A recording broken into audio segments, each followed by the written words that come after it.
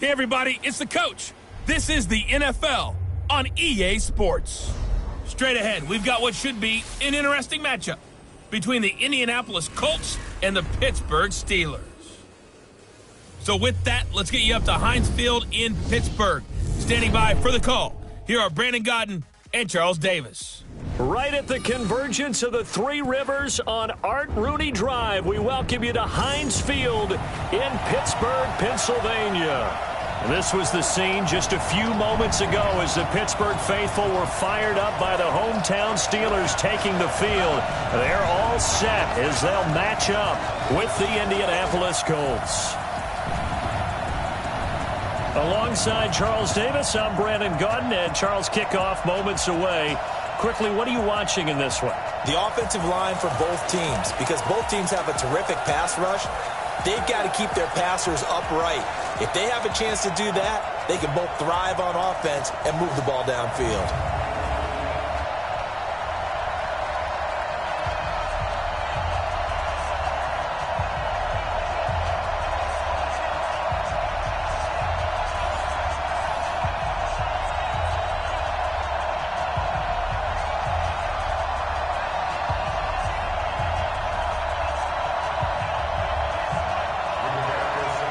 Here's the punter, Rigoberto Sanchez, on to get us started. And we are underway from Heinz Field. This one fielded at the 5.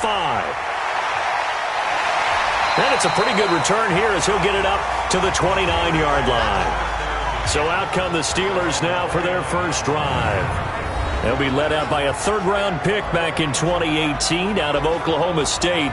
It's Mason Rudolph.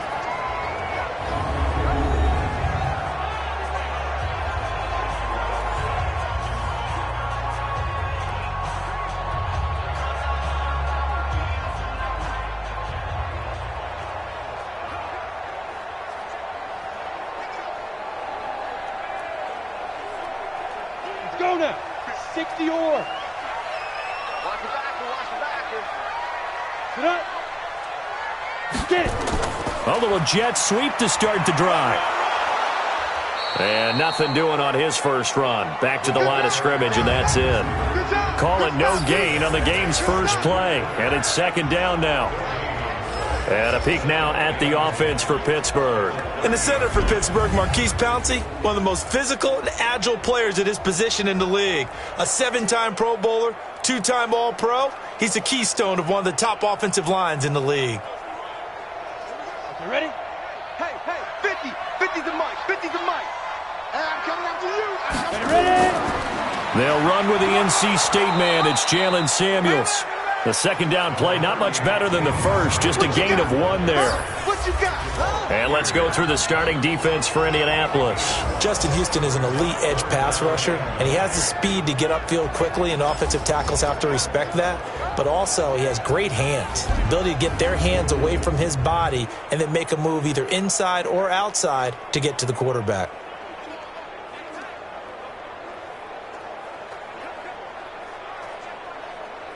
So trouble already here on their opening drive. This is 3rd and 9. Shotgun snap for Rudolph. That went into the hands of his tailback, Samuels. And able to get this one across the 45 before he's brought down. The Steelers picking up 15 yards there and a first down. Everyone's got to be able to catch the football. Doesn't matter what position you play, but if you're on offense, be aware a ball may come your way.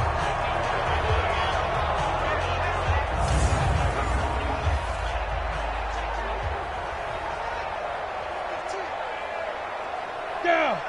70. Indy. 53 is mine. I'm coming. Cut. Steve Griffin. This is a guy who made a Pro Bowl in his second season, James Conner. And this time they were ready for him as they'll stop him right at the line of scrimmage.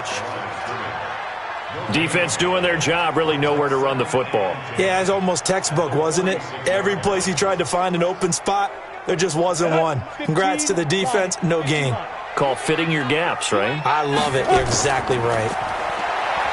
Looking to throw on second down. Rudolph, complete to Washington. And they'll get him to the ground. He has another first down at the Colts' 31-yard line. And on this first drive, looks like they want to get that vertical passing game going early. And they did, and what a warning shot they just fired. If you're not going to back up and play coverage deep, we're going to attack you all game long. And once you adjust to that and you start to back off, then that opens things up underneath. A really nice start for them. Great way to get the game going. On the set. Line of scrimmage, the 31 now on 1st and 10.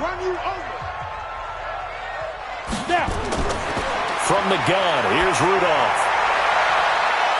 Open man, completes it to Smith-Schuster. And he'll be out of bounds, able to get it down to the 25 there. A gain of 6 there on 1st. One thing we do know, he's going to get his catches. So as they move forward defensively, got to continue to focus on not giving up the big play when he does catch the ball in the secondary. 6 yards was the pickup on the last completion, so here's 2nd and 4. Rudolph now to throw. He rifles one that's intercepted. Picked off by Anthony Walker. He's at the 50. He's at the 30. 10. And he will bring it back. An interception return for a Colts TD.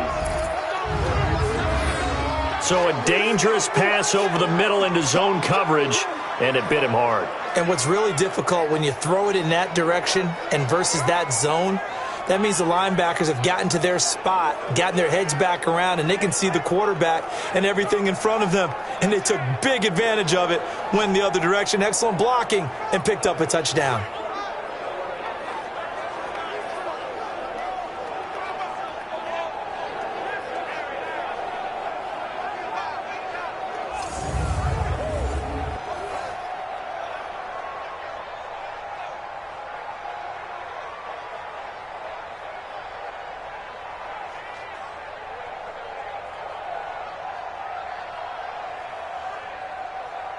Now Adam Vinatieri for the point after.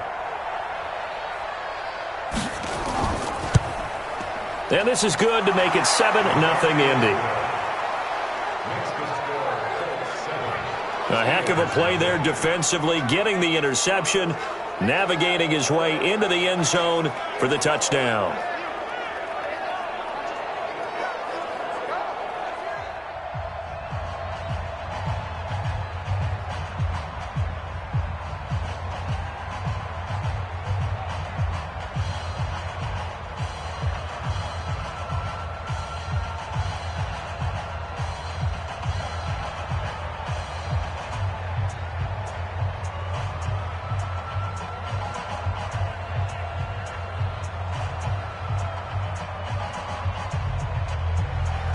So they throw the pick six. They'll get another shot at it now as this one's in the air.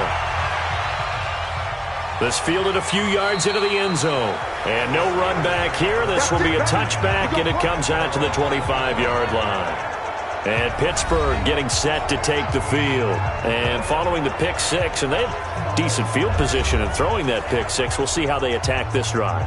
And I think all you say to your guy is, listen, let's just take care of the football a little bit better. Make some better decisions on this drive, and they'll probably help him a little bit with maybe some really high percentage throws early to let him get settled back in. But they told him, and they told us, they've got confidence. That's not a problem. Yeah, not a problem at all. They just want to make sure they get things settled down a little bit for their offense and give their defense a little bit of a chance to rest. Here's Connor, and he's upended after a gain of 2 out to the 27. I know the scouting report on him is that he doesn't possess the eye discipline to be an elite linebacker. What that means is his ability to read, react, and make a play.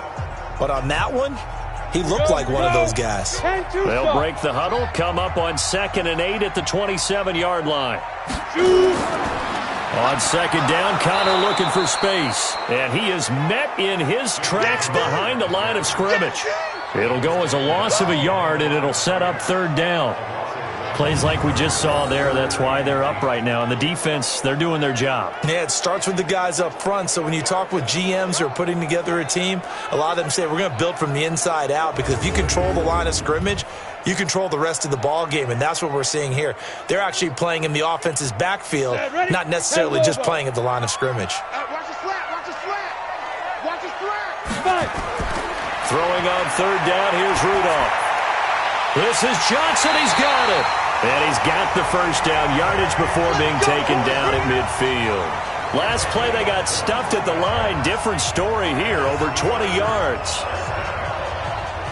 The goal for any offense versus his own defense, find the holes where guys are available and put the ball on the receiver before any defender can step up and fill it. They did it well there. Perfectly executed crossing route. Set. 30 base. Skip this. Put up. Clear. Go. On first down, it's Samuels. And he'll take it down shy of the 45 at the 46. Darius Leonard, last year's leading tackler as a rookie in the NFL, in on the stop. A quick burst there, and he nicely bit off a pretty decent gain.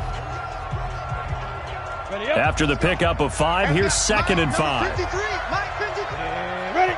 Defense, our time. It's our time. Get it. Play. Back to throw, Rudolph. Looking middle, and it's incomplete. Juju Smith-Schuster, the intended receiver that time. And that'll make it 3rd down. Had an open man that time, but ended up putting a little too much heat on it, don't you think, partner? Absolutely. Just needed a touch more air under it. Instead, he fired an absolute bullet. On the double. They come up now 3rd and 5 following the incomplete pass. Ready. Rudolph. And that is incomplete.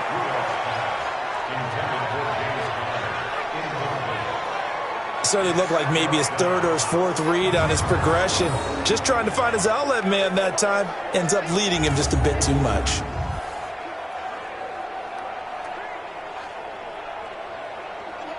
On 4th down, here comes the Steeler punter Jordan Berry to kick it away. Chester Rogers deep for Indianapolis.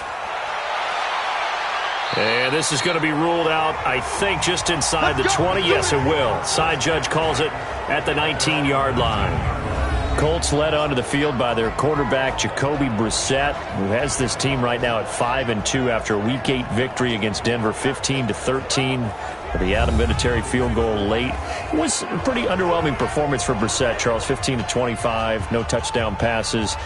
But he continues to excel, and this team continues to do more than most people thought they would. I would agree with that, and the most important number he had in that stat line throwing, 0 interceptions, so he took care of the football. And as you noted, could be clutch, right? And he was clutch down the stretch, avoided a Von Miller sack that would have been a safety on the final series, and completed a 35-yard pass to T.Y. Hilton to set up the game-winning field goal. So sometimes your stat numbers don't tell the whole story, and they really rely on Jacoby Brissett to be their leader with Andrew Luck's retirement. Indianapolis moving the chains there on a gain of 12.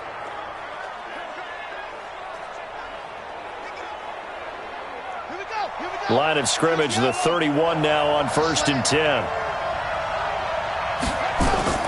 This is Marlon Mack, 3rd-year running back. And he'll be tackled right on the chalk of the 45. A 14-yard gain for Indianapolis, and also move the sticks. Well, no slow start here. A couple nice chunk plays back-to-back. I love the momentum that they're showing here early because they did it both ways, right? Threw the ball on 1st down for a nice chunk of yardage. Came right back and ran the ball. Looks like they've got the defense set back on their heels. Let's see if they can keep this moving. Back-to-back good plays have them on the move on 1st down. Now some movement before the snap. And we'll hear from our referee for the first time this afternoon. So that'll back them up 5. Still 1st down.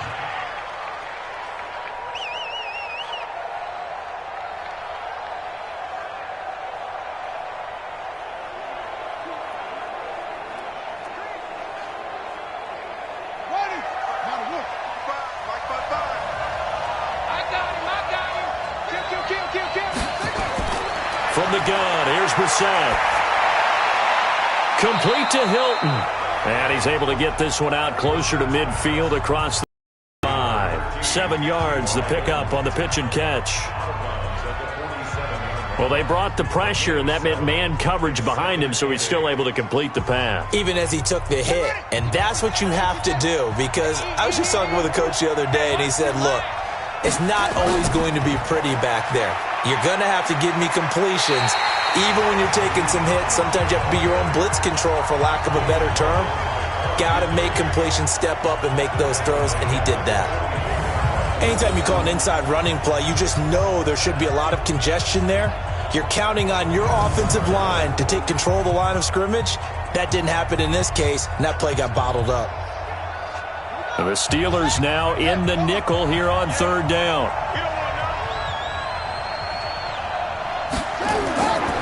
From the shotgun, it's Brissett.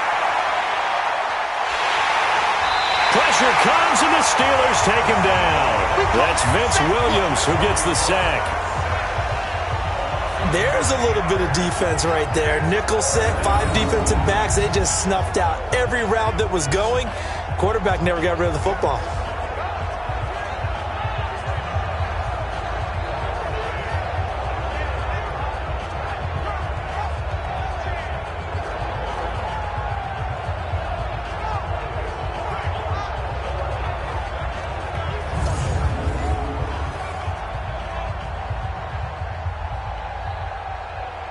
Out is Rigoberto Sanchez on fourth down to punt this thing. Back deep for the Steelers, Ryan Switzer.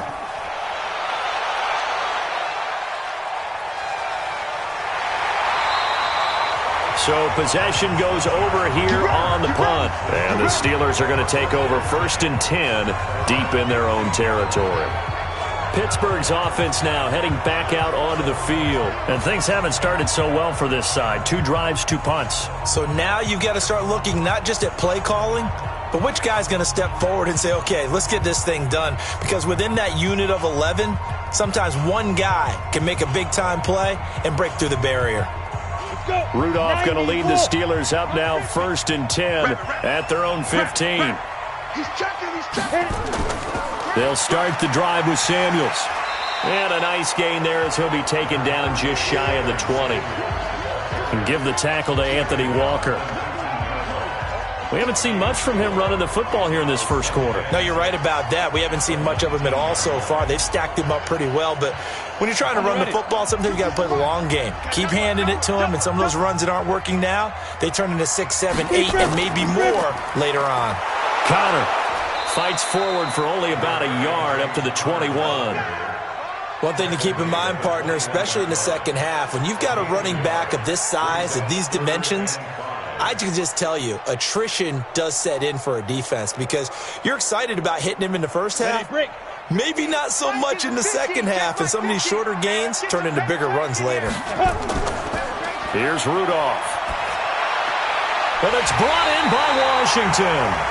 And he'll be corralled right around the 34. It's a Pittsburgh first down, a gain of 13.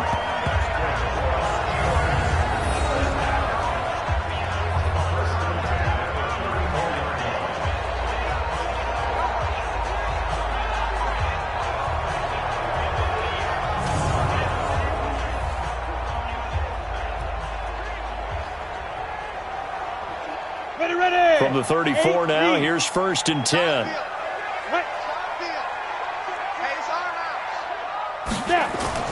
Rudolph looking to throw it.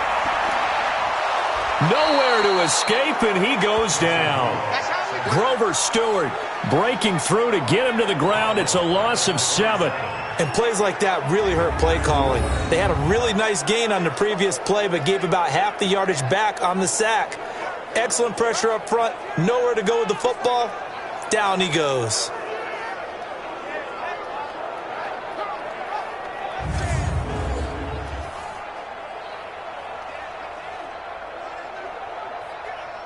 Don't need it all back at once, but you figure they're going to need something here. 17 yards to go on second down. Only 2 there on the dump off. It's third down. I think defensively you're okay with that. You're in the first quarter. He's going to get some catches, but they rallied to him quickly. And that's what you count on, and I like what you just said. First quarter, can you do it all game long? They catch it, you tackle them, they go down on the spot. Because when you're able to do that and you don't give up big chunks of yardage after the catch, now you put the offense in a position where every series they have to work hard to pick up first downs, and you tend to stall them out when you do that. Now, meanwhile, a pass that should have been intercepted, but it winds up falling incomplete. Not only was the call spot on, how about the execution of that defense right there? The zone was absolutely locked up tight. He was trying to force it in there on third down. But if there's a time to force it, he felt like he needed to make a play, right? Yeah, exactly right. Third down, you got to try and find something. There's nothing available there for him. Barry on to punt as he gets this one away. Yeah, he was looking for the checkup bounce, didn't get it. That scoots all the way into the end zone now for a touchback. Colts offense coming back out. It's a team that, as we said, in Week 8 beat Denver 15-13, and it was an interesting game for Adam Vinatieri. He missed a field goal on the Colts opening drive, missed the extra point on the lone touchdown, but then he did what Adam Vinatieri does, Charles, when it mattered. With 30 seconds left, he hit the game-winning field goal. And he has kept the confidence of his head coach despite his struggles earlier this season and his struggles in this game against Denver. A lot of coaches say, okay, hold on a second. This isn't really working. They would have called offense differently. Instead, Frank Reich settled for the field goal. He called runs on second and third down inside the Broncos 35. He said, I felt like we were inside Vinny's range. Worked out very well for Frank Reich. Didn't work out for Matt Nagy in Chicago when he knelt, and then Eddie Pinheiro missed the field goal. Yeah, but Vinatieri hit the 51-yarder. Because he's Adam Vinatieri. Yeah, I mean, that's why they call him the GOAT, right? Colts have won 3 in a row now to get to 5-2, and they'll be at the Steelers in Week 9. And this won't be enough to pick up the first. A gain of 2, 3rd and 1. And here are the Colts offensive starters. Brian Kelly's a great example of how valuable the centers have become in the NFL. A former first-round pick, he was plugged in immediately to be a starter to handle big nose tackles as well as blitzing linebackers, and also able to move and get out into the run game and get to the second and third level and deliver blocks. Well,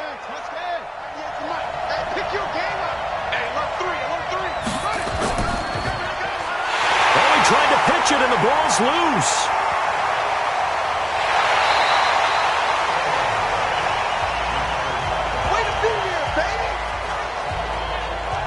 And the defense not able to get it. From a defensive perspective, what's that moment like when you realize the ball is loose? It is a moment where all concentration goes right to the football. This is something you've talked about in all your preparation for the game. And you probably talked about since training camp. Knock the ball free, take it away from the other team, and now you have that chance. There's a little bit of deflation when they end up recovering it. They knocked it free, but couldn't take it away.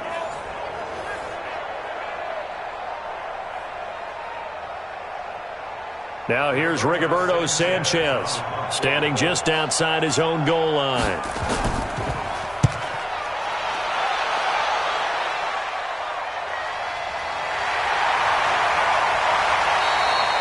We'll call that a punt of 54 yards. Well struck.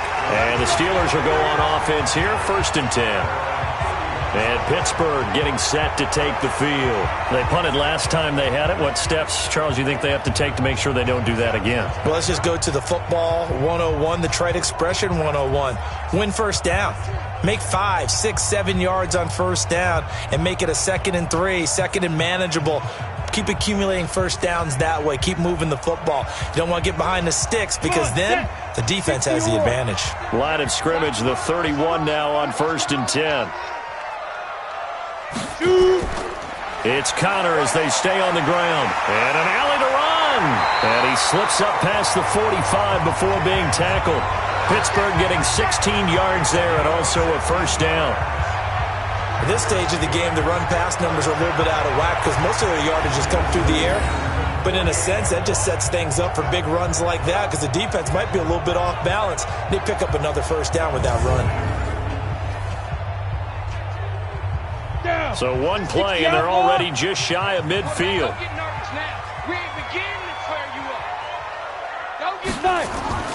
They'll fake the handoff. Now Rudolph. The Colts are going to get him. Down he goes. Credit that sack to Jabal Sheard. Well, they go play fake. The problem is nobody was faked out. And when no one's faked out, what's the end result? Sack. Quarterback gets hit.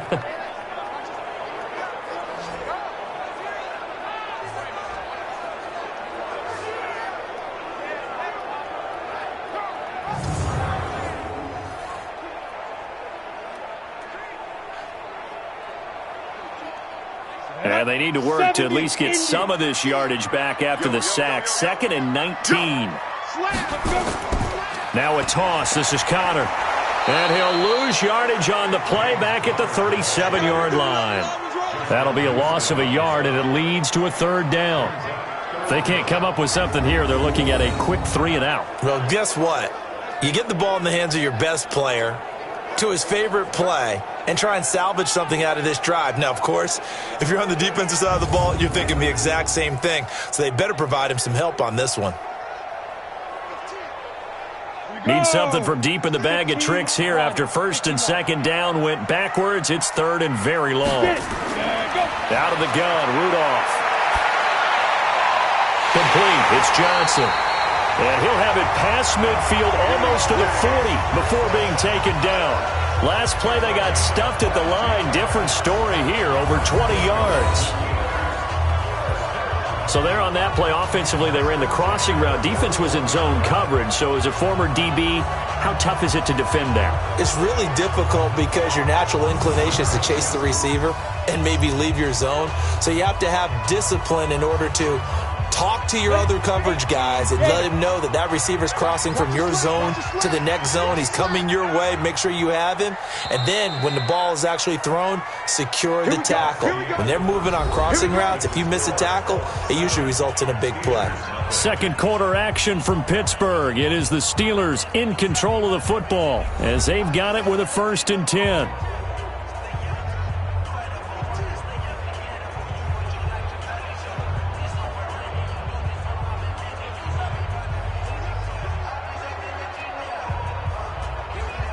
This offense finding its legs now. Here's another 1st and 10. Shotgun handoff to Samuels. And he'll fight forward maybe to the line of scrimmage, but that's all. He's brought down there by Kenny Moore. Defensively, though, they had a chance there to hit him for a loss. Couldn't get it done. Looked like someone was able to knife into the backfield, but he wasn't able to get him down. But his compatriots, they were able to grab him at the line of scrimmage and not let him get any further downfield. They go draw play. This is Samuels. They'll fight forward for a couple down inside the 40. Well, that didn't appear to be a run blitz. He just darted in once he saw the run develop. That appeared to be a case of see ball, get ball. The Steelers on 3rd down. They've converted 4 times out of 6. Not bad. This is 3rd and 8. Here's Rudolph. He's going to flip one out here to his running back. And they'll get him to the ground. He has another 1st down at the Colts 30. As an unbiased observer, I think it would have been interesting to see what they would have done if they hadn't gotten the 1st down there. But since they did, I guess the point is moot. And they're right there in that middle ground, field goal range, punt, go for it. But as you said, they picked it up.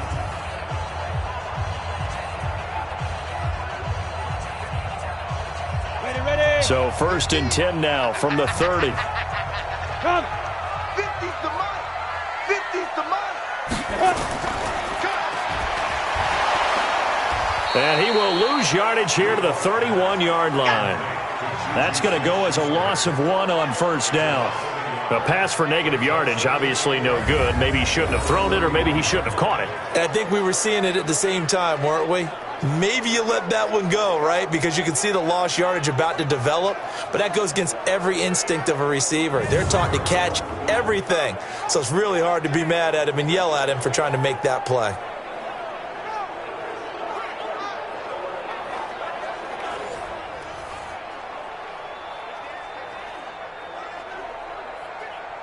Maybe just a slight detour on what's been a strong drive. Here's 2nd and 11.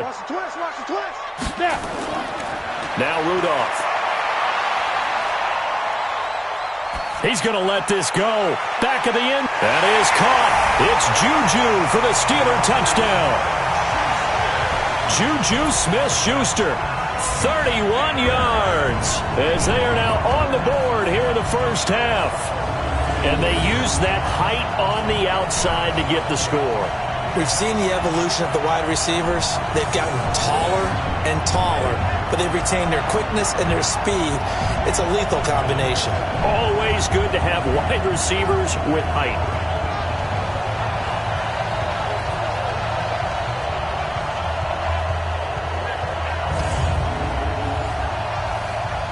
And there's going to be a stoppage here. The booth wants to take another look at this potential touchdown.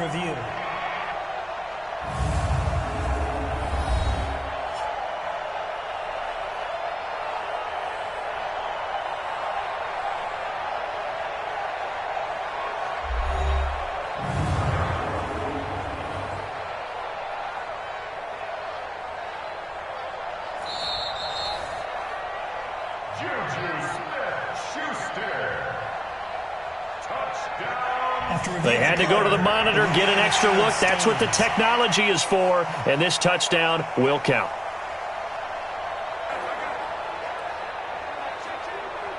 Chris Boswell now for the extra point.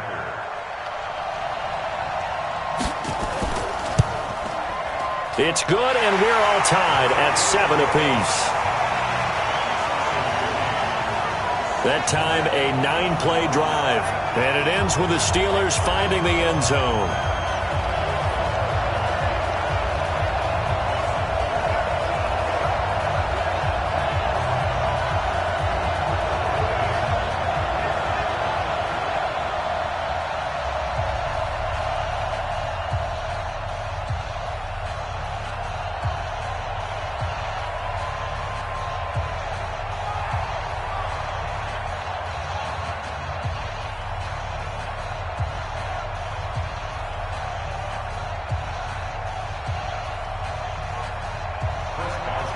So all even at 7 now as they kick it away. This is taken at the 3. And he'll get it up to about the 26-yard line, just across the 25. Let's go. Here comes the Indianapolis offense now as they get set to take over. They've had it twice. They've punted twice. Not the start they were hoping for. Not at all, and let's face it, every facility we visit, everyone talks about converting on 3rd down, how big that is. In this situation, they've had to punt it away twice, so they're furiously going over things on the sidelines. What do we need to do to pick up a 1st down and change our momentum?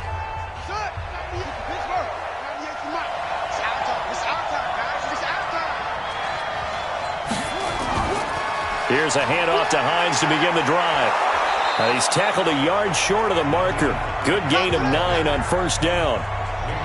They'd love to just strike back with a touchdown right here, and if it's a long play, so be it. But the main goal, get a couple of 1st downs, run some plays, run some clock, allow their defense to get a chance to catch their breath, settle down, and relax a little bit after they just gave up a score. On 2nd down, it's Mack. And he slips up past the 45 before being tackled. 11 yards there, 1st down. We don't talk about it very often, but sometimes there's a dip in intensity when you start the 2nd half, which can manifest itself in some sloppy tackling. And how about right there? He ran right through that weak tackle attempt.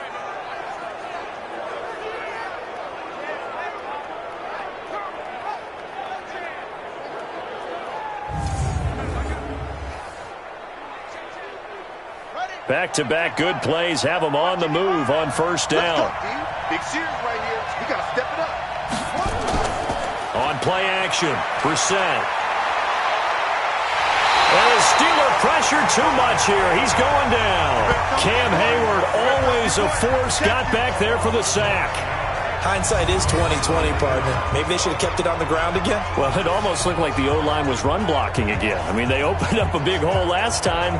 This time they opened up a hole, and the quarterback got sacked.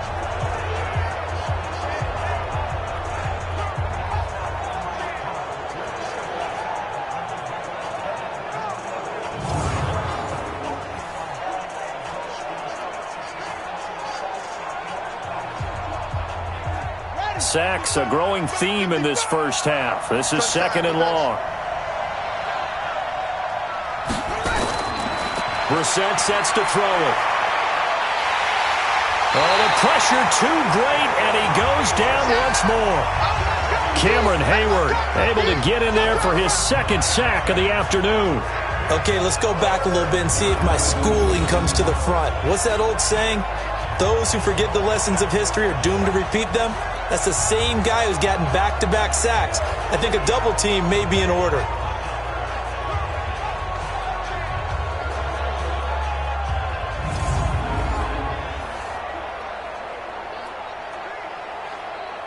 Need something from deep in the bag of tricks here after first and second down went backwards. It's third and very long.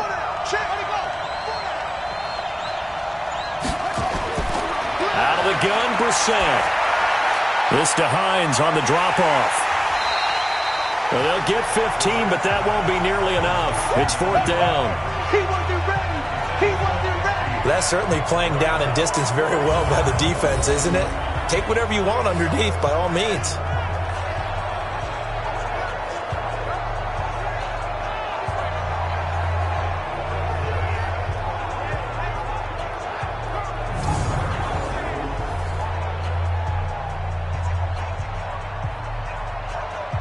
Now here's Rigoberto Sanchez as he's on to punt for Indianapolis. He's been a busy man here in this first half as he gets it away. And a bit of a mistake there. This is well into the end zone for a touchback. Pittsburgh's offense now heading back out onto the field. The last possession, these guys were able to tie the game with a touchdown, and now they'll have a chance to move out in front. Yeah, let's give a big assist to the defense who got the ball back. The special teams went out there, handled things. They've got it. They've got momentum. I know they're eager to get out there and put it on display.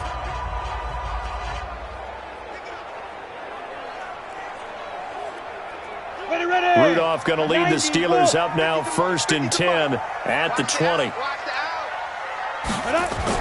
Running to start the drive is Samuels. He'll get about 3 as he's taken down at the 23. They tried a quick hitter inside, but that one was swallowed up because what they're hoping, those big defensive linemen will take the bait and move laterally and open up a crease that they can run through. Didn't happen on that play. Now 2nd and 7 from the 23. Rudolph looking to throw. And he's got his man out of the backfield. That's complete.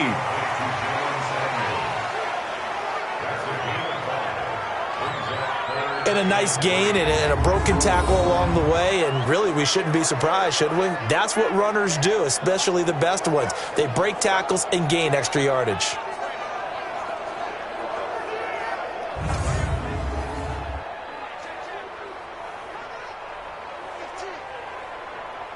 The Steelers on 3rd down.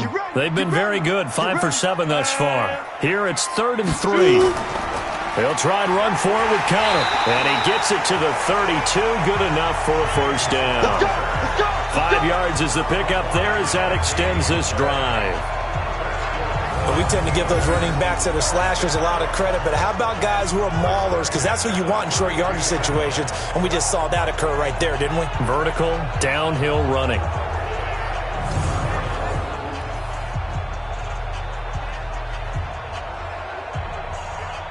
From the 32 now, here's 1st and 10. Right back to Conner here on 1st. And he's going to be stacked up right at the line of scrimmage. Nothing there for him. 2nd down. But we just saw a great example of what we talked about with his coach prior to the game. He's definitely one of the better linebackers at reading a play and flowing to make the stop before it turns into something big. Officially nothing on that last run. They'll try again, 2nd and 10. Now Conner. And there just continues to be nowhere to run. He's bottled up again at the line of scrimmage. Defense able to get there, swarm to the football. Zilch, 0 nada there for the offense, Charles. Yeah, it really was an example of good team defense, wasn't it? Everyone handled their responsibilities, and they held them to no gain. And the Steelers on 3rd down. They've hit on 6 of their 8 tries. Very good. This is 3rd and 10. Now a 3rd down throw, but it misses the target, incomplete.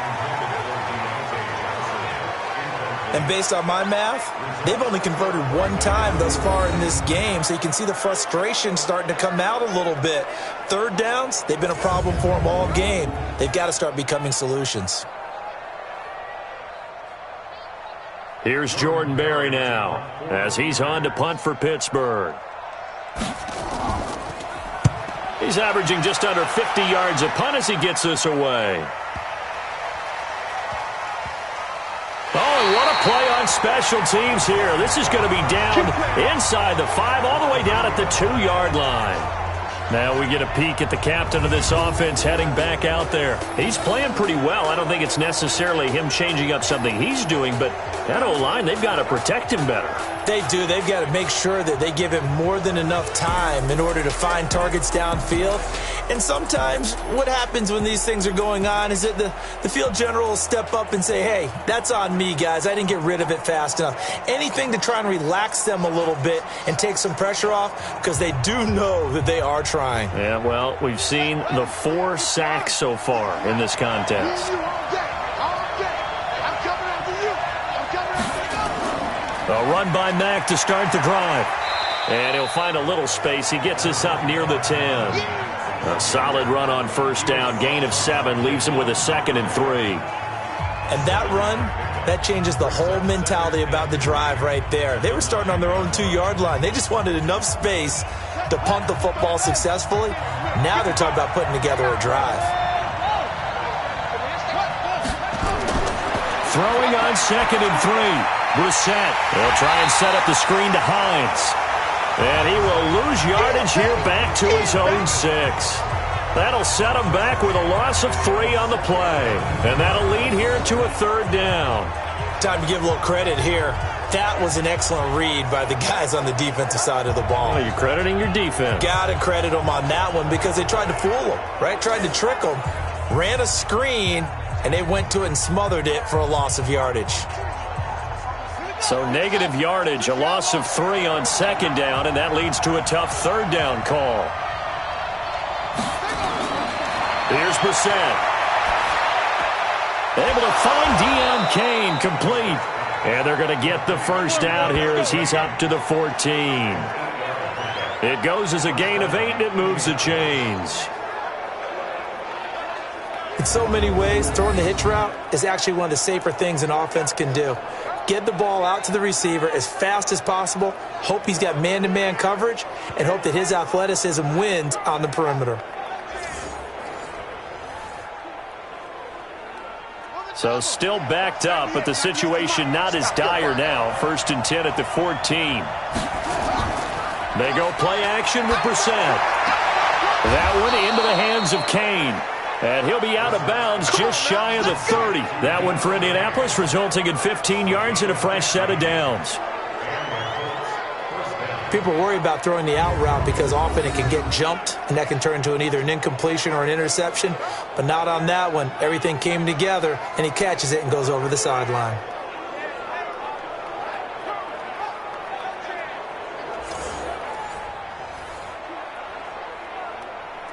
Brissett going to lead his guys up 1st and 10.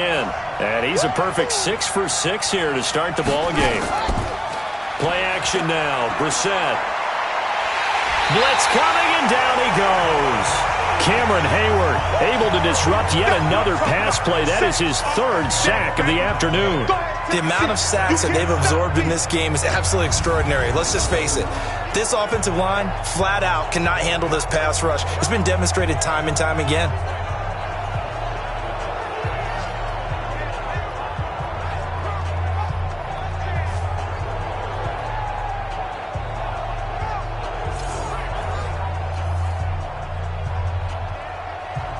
They come up on 2nd and long, and the pass protection just has not been there this afternoon.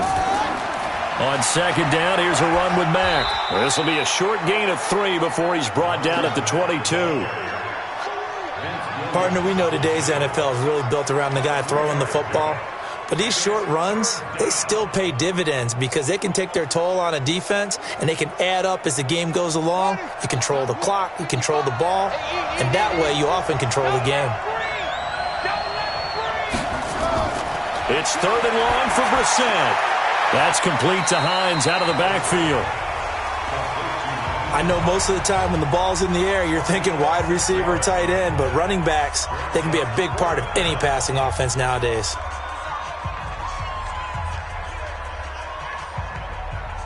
Now here's Rigoberto Sanchez. He's been terrific so far.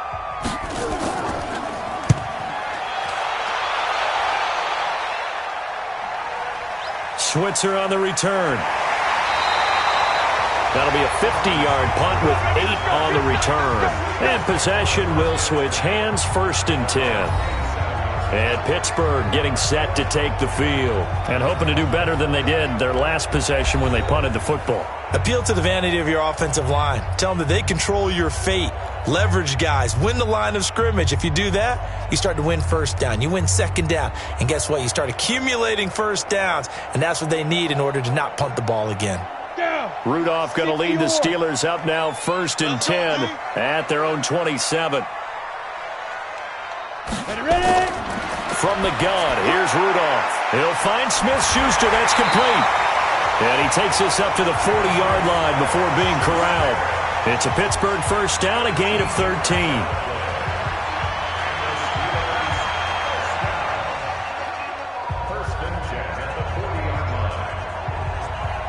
This quarterback now hitting on 2/3 of his passes, 10 for 15 so far, 1st and 10. Now it's Rudolph over the middle, and it's incomplete. Juju Smith-Schuster, the intended receiver, but it'll be 2nd down. Well, Charles, 18 of the 32 teams have now played 8 games, half their season. The other 14 will reach the midway point next week, so we'll save the midseason grades and awards until then. But Thank you. I like that. Yeah, we'll wait on that. But let's look at a few underperforming teams thus far that have played 8 games, and you tell me what you think their final record's going to be. Let's start with the Chargers at 3-5. Big win in Chicago on Sunday. I like them to go 5-3 down the stretch, and that gives them 8 wins. Actually, have them go 6-2. I think they're going to go 9-7. Ooh, right there on the edge of the playoffs. Okay, let's stay in the AFC West. How about the Broncos at 2-6 right now? I just don't see that offense improving. I think that they win 2 more games and go 4-12. Okay. And Giants 2-6. They're underperforming. Yeah, but their schedule really lightens up on the back end. They're playing hard. I'm going to give them 6 wins, 6-10. Lastly, and I might duck under the table when you answer this one, the Falcons at 1-7. Yeah, that's a tough one because I wonder about what's going to happen with their head coach. But I think they'll play better down the stretch. 4 wins, 4-12. You're off the hot seat, my friend. Thank you.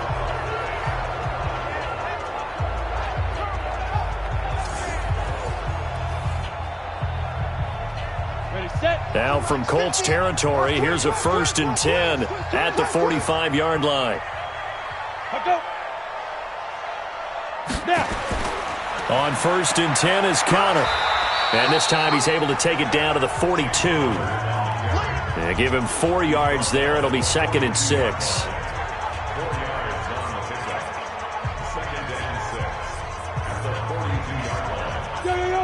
Cheetah! We've hit the 2-minute mark of the first half. All knotted up at 7.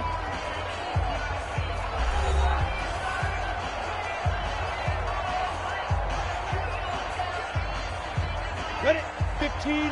We remind you that coming up in 2 minutes' time, we'll hand you off to Orlando, where Jonathan Coachman will have highlights and analysis of this first half of action. Now left side, a completion to his tight end. And this winds up a pickup of 2, maybe 2.5 to about the 39. September 24th, that was the date that Nick Van Etten was picked up from Seattle. You know, the emergence of Will Dissly made him expendable with the Seahawks. Plus, Vance McDonald has been banged up early, so you will see a lot of Van Etten going forward.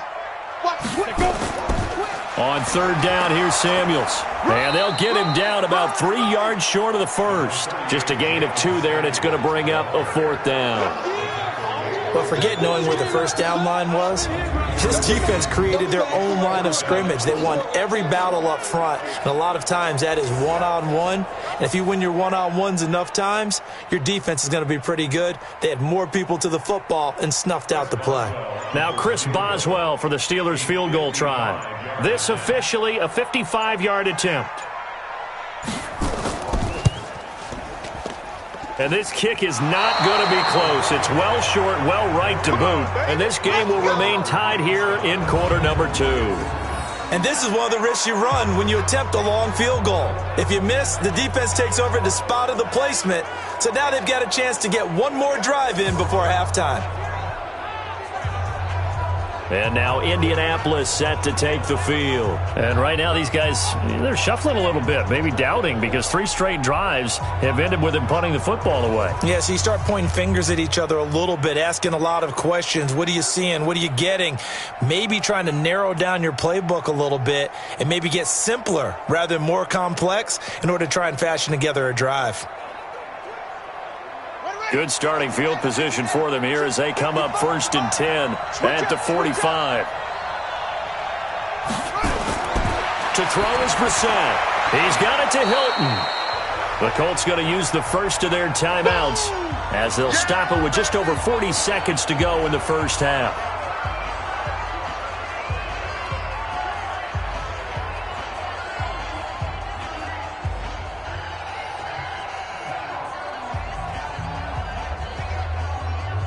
Facing a 2nd and 2 after that last catch, good for 8 yards.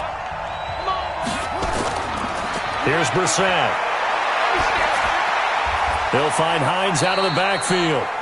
Now the Colts going to burn the 2nd of their timeouts as the clock will stop with 37 seconds to play in this first half.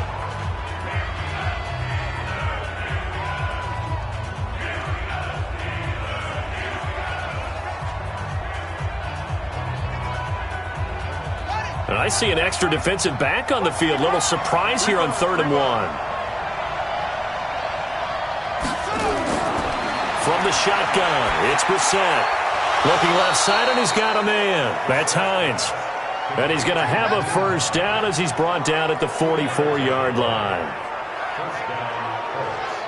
Got to say, I was a little surprised to see him, Charles, come out in the shotgun on 3rd and less than a yard. Yeah, but the way the NFL is nowadays, we hardly ever see anyone really run for it on short yardage. So they're going to throw the football more times than not. That was a nice, easy rhythm throw right there, and they pick up the first down.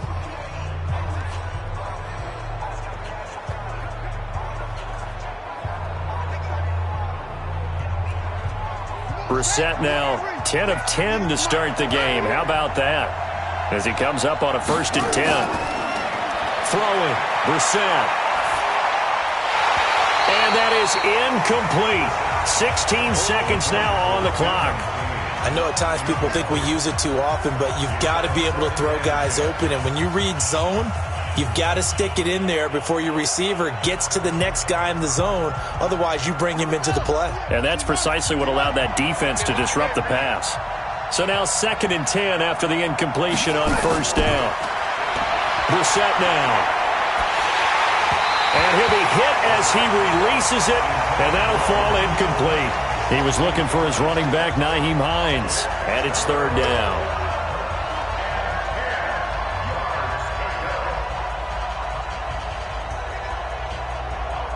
So back-to-back incompletions, and that has him staring at a 3rd and 10. Again, it's Brissett. He's going to find his running back. It's complete. And he's got this down a yard or 2 shy of the 40 before he's out of bounds.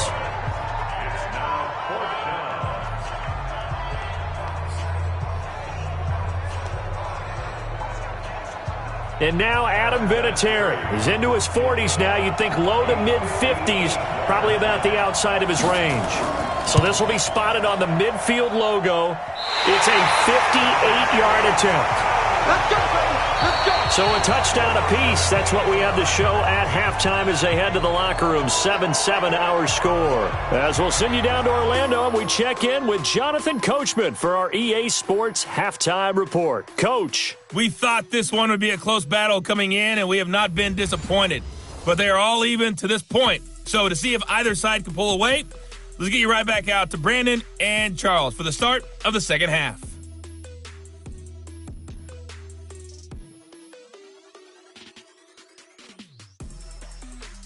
All right, Coach, thank you, and we welcome everyone back for quarter number 3.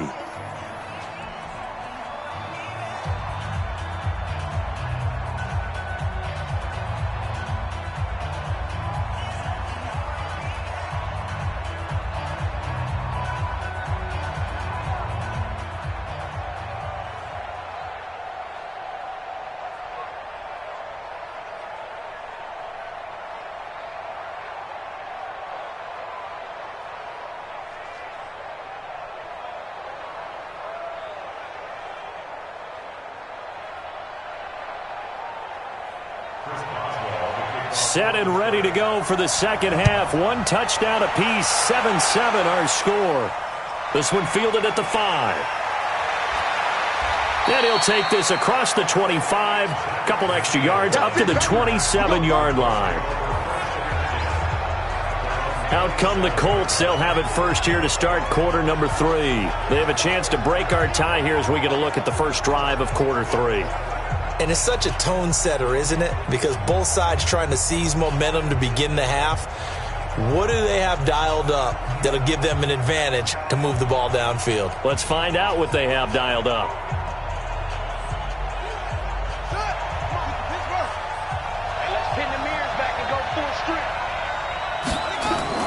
We're set on first down. Taken in by the tight end, Doyle. And he's going to be down at the 35. Gain of 7. That's a staple of this offense. Drag route to the tight end. Yeah, he's unable to use his size to break off much more yardage after the catch, but still an effective gain nonetheless. Able to get 7 on that first down pass play. 2nd and 3. This is Mack on the counter. And running room scarce here. He's going to be stopped in his tracks at the line of scrimmage. It's big Vince Williams who made the tackle. Perfectly designed blitz right there. They took that one from the grease board to the field because they were able to free up their linebacker to get into the backfield and spill the play.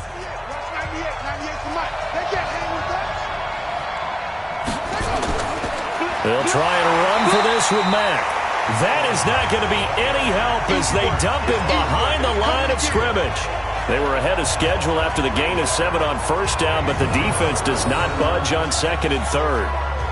It's a tough one right there. He ran right into the teeth of the blitz as the linebacker was freed up in order to stuff that one for a loss. I think quarterbacks got to see that. Got to find a way to audible into something a little more advantageous. Now here's Rigoberto Sanchez as he's on for the 5th time here today. And he deserves a bronze leg as he gets this one away. And that is very well done there as this will be marked out of bounds at the 5-yard line. Now, if you're a fan of punting, this game's for you. He's been out there quite a bit. That one maybe his best yet. Yeah, he certainly got his leg loose by now. It kind of reminds me of my college football coach, John Majors. He loved the punting game because he liked the positioning, the field position, and he loved to play defense.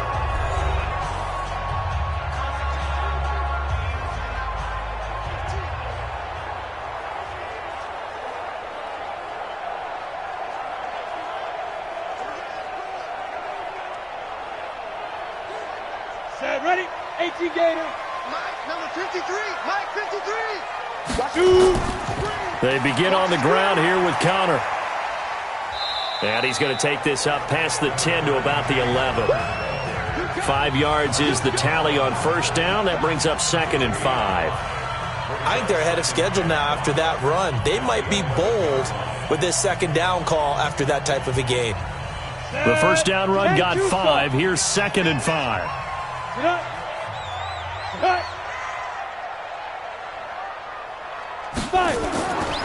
Rudolph. And yes, complete to the tight end, McDonald. And he's taken down, but not before he gets this across the 25-yard line. It's a pickup of 17 and a first down. One of the advantages of zone defense, as I remember it, is being able to see the play develop in front of you. One of the disadvantages, when they find those levels where they can hit you with it, sometimes behind the corner and in front of the safety, it makes it tough to defend.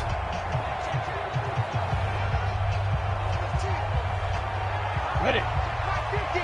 Mike is a 50. Check Mike 50. Target, target, target, target. Put up. Let's go. Now Rudolph on first down. That went into the hands of his tailback, Samuels. And he's going to be taken down here with a penalty flag on the field.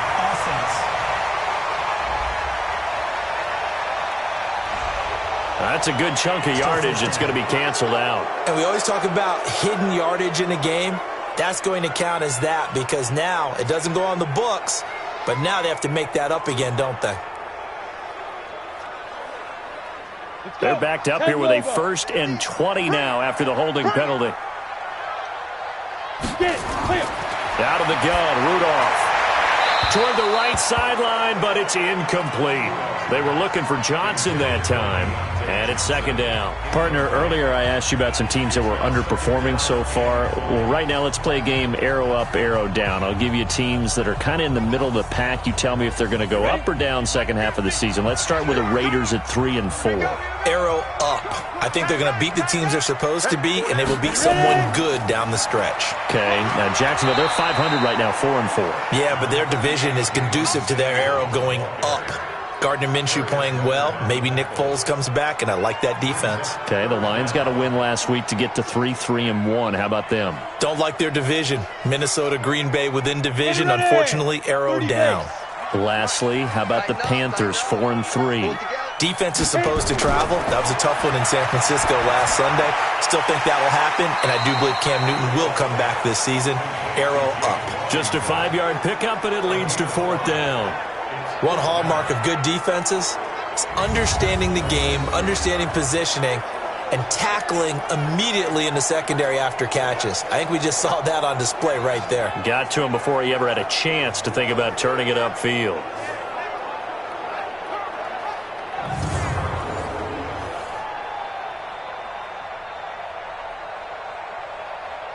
Here's Jordan Berry now, as he'll punt it away for the fourth time today.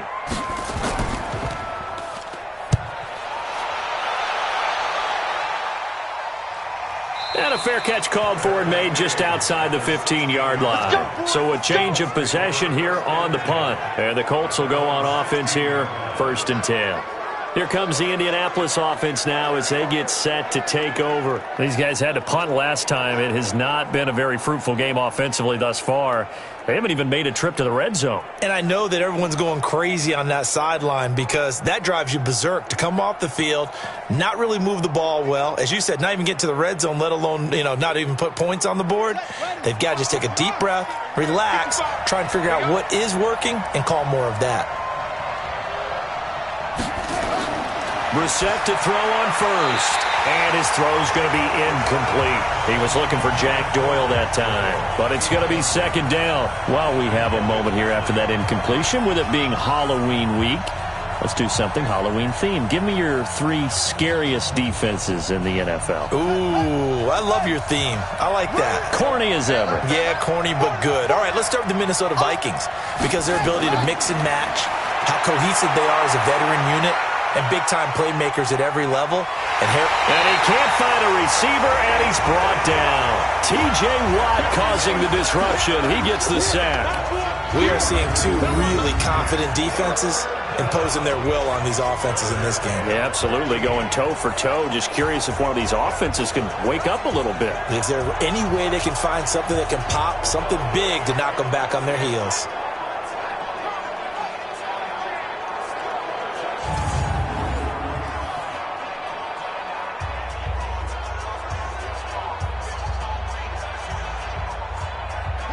And on third down, a nickel formation here defensively.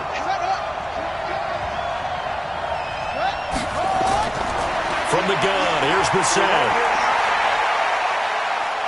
He's going to sling this deep down. And got his man complete.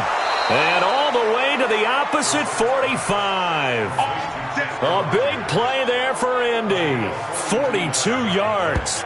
Now that one hurts defensively. They force them into 3rd and long, had the advantage, yet they give up the big play right there. Yeah, their offense was already warming up on the sideline, ready to come out. So much for that 3-and-out.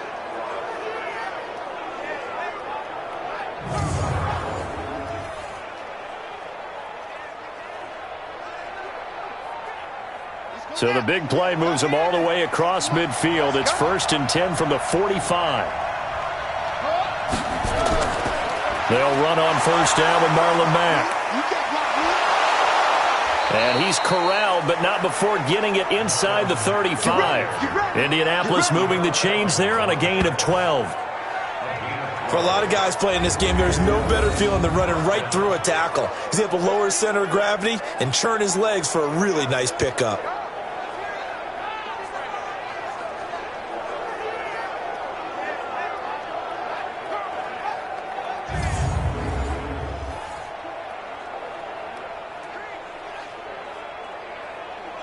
So they'll come up 1st and 10 now from the 33. I can't believe they let you play. I can't believe they even let you play.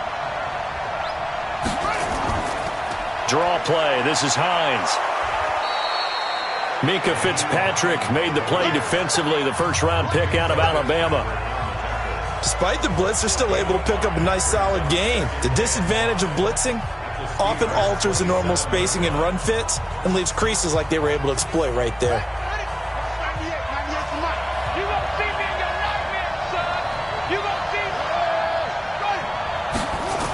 Running the sweep, Hilton with it.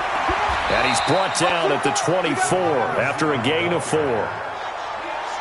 That's a really good job right there. Just kept stringing that play out, pushing further and further towards the sideline. Really good fundamentals by that defense. He was trying to put his foot in the ground and turn upfield. He just couldn't. No, they really had a picket fence in front of him. No room to find to get upfield.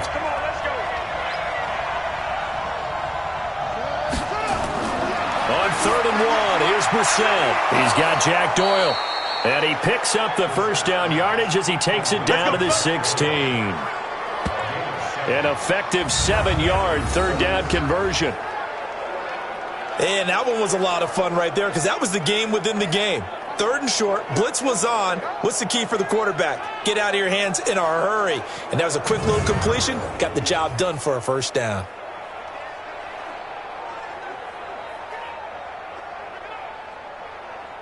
Brissett now 14 out of 17, 82%, and it's 1st and 10. They'll run it. It's Mack.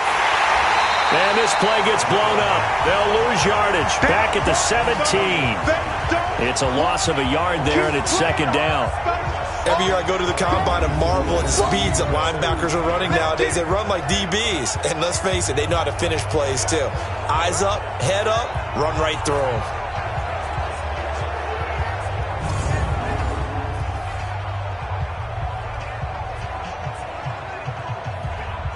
Maybe just a slight detour on what's been a strong drive. Here's 2nd and 11. Out of the gun, Brissett. That'll be caught by Rodgers. And he's able to work it here to the 8-yard line. That was the 9th play of the drive, and they pick up 9 yards with it.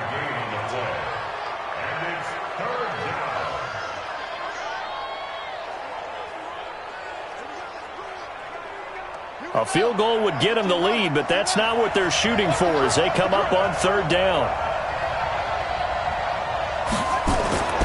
Brissett sets to throw it. This will be caught at about the 6. And he gets the first down yardage he needs before he's brought down at the 6. And they got 3 yards. That's enough. A conversion, and now it's 1st and goal. Well, they've had a great, impressive drive going here, and that pickup ensures the drive continues. And not only do you continue the drive, which is demoralizing for the guys on the defensive side of the ball right now, but you make your own defense happy. They're able to get a little more rest over on the sidelines while this one continues downfield. So another 3rd down conversion, and now they've got a 1st and goal. Here's Brissett trying to get it to Ebron, and it's intercepted. It's picked by the linebacker, T.J. Watt. He's at the 50. And they finally put it into this return, but not before he's all the way down to the 37. I tell you what, credit is due there on them preventing the touchdown after that interception. How about him chasing him down and not giving up the pick 6? Because what happens a lot of the time is when you see the interception, you just kind of hang your head a little bit and you momentarily pause because you're frustrated. He shook that off and gave great chase and got it done. Still a great return and very good field position.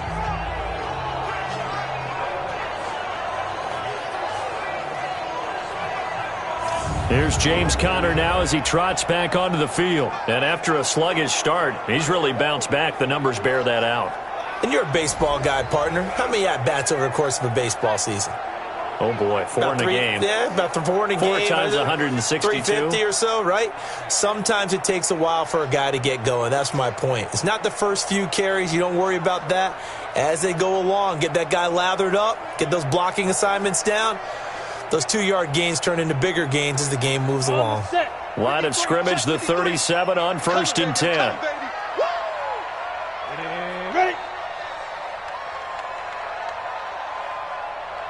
After the interception, here's Rudolph. Throwing middle, but it's incomplete. I know coaches tell us all the time that having a powerful arm isn't the #1 thing they look for in a quarterback. But when you're trying to throw inside routes and you need to put some heat on it, it helps to have the big gun. In this case, just a little bit too much.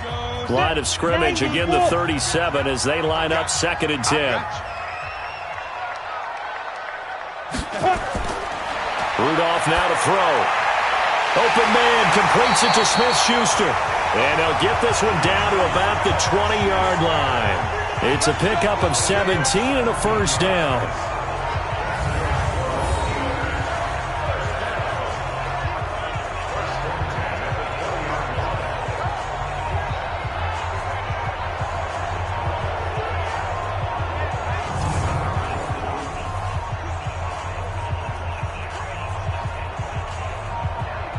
This quarterback now 5 straight completions here in this second half. 1st and 10.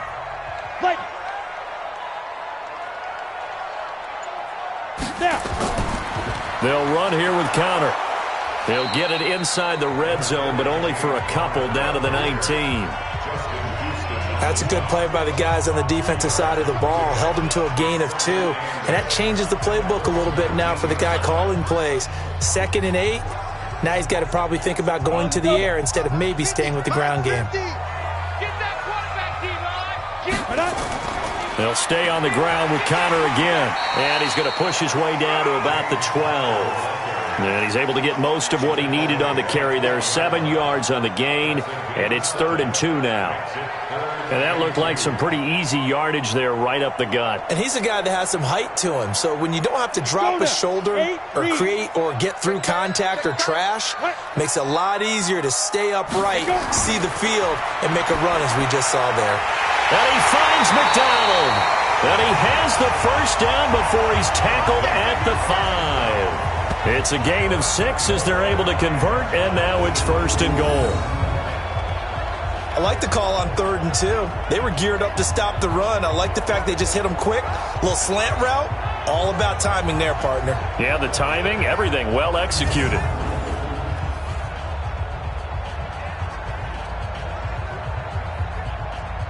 Come on, set. 60 Pittsburgh. 53 is mine. Set, go. Begin. Shoot. They'll run here with Connor. And he's in. Touchdown, Pittsburgh. A 5-yard touchdown run. And the Steelers have taken the lead.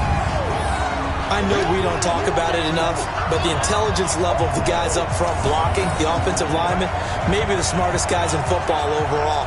Add in a little bit of athleticism and a whole lot of toughness, you got a lot to deal with, don't you? That's why the guys in the backfield get them really nice Christmas gifts, right? If they're smart, they do. Extra point now by Boswell. And he's got it. It's now a 14-7 ball game. So the drive there took 6 plays. And it was a touchdown run by James Conner that was the exclamation mark.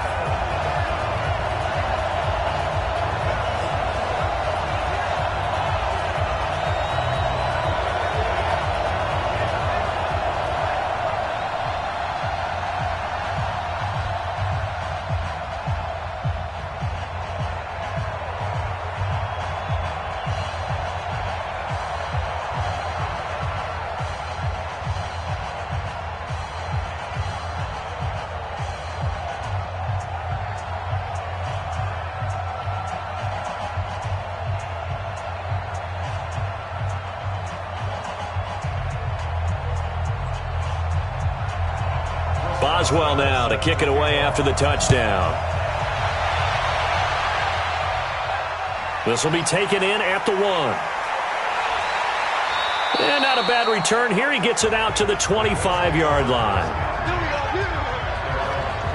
Now here's the signal caller getting ready to lead this offense again. And this is, unfortunately for him, a montage he's probably not going to want to keep here for his files. And I'm not so sure that he would describe it as a spotlight, although it is beating down on him pretty well, as is the rush. He's been hit, harassed, uncomfortable. It's been a really, really tough day for him. Been sacked 6 times. See all that pressure coming from all angles.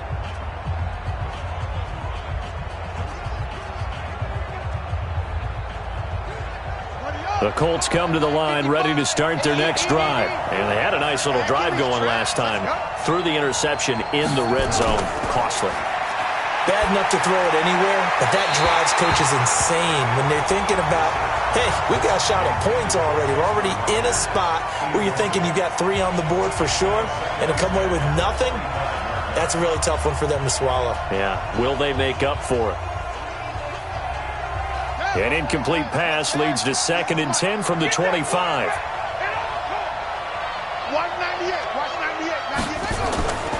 Here's Mack. And he's going to be dropped following a pickup of 7 past the 30 to the 32. Well, this play sequence was really kind of called in reverse. Incomplete pass on 1st and 10. Nice run on 2nd and 10 when probably everyone was expecting him to throw the football. Now, if you're the defense, what are they going to do on 3rd down? You're a little off balance. These guys have punted 4 times already, and they're staring at a 5th, barring a conversion here on 3rd down. Throwing there, but this pass is going to wind up incomplete. I would dare say that these guys would have liked to have given their defense a little bit more rest since they gave up a touchdown their last time out.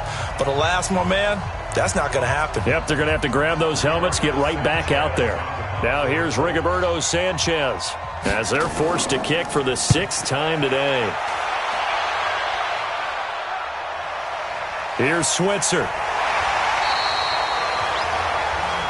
Here we go. Here we go. Here we go.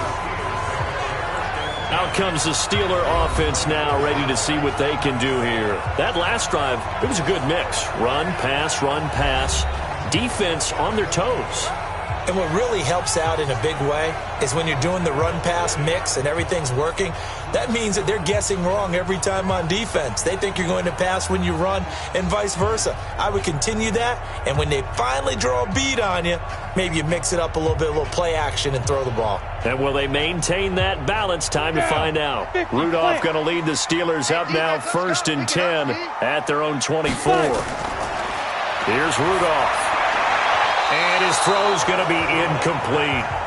Okay, time for a league-wide tangent. Let's look at the divisions. I want you to hand out a bronze, silver, and gold medal for what you think are the top 3 divisions. Okay, let's start with the AFC South because it's extremely competitive. I'm not sure who the best team is. I suspect Indianapolis, but everyone is within striking distance, and everyone you can make a case could win that division. Then I think we go for the silver. Oh, and this ball's tipped and intercepted. Picked off at the 22. And they are going to take over right there at the 22-yard line.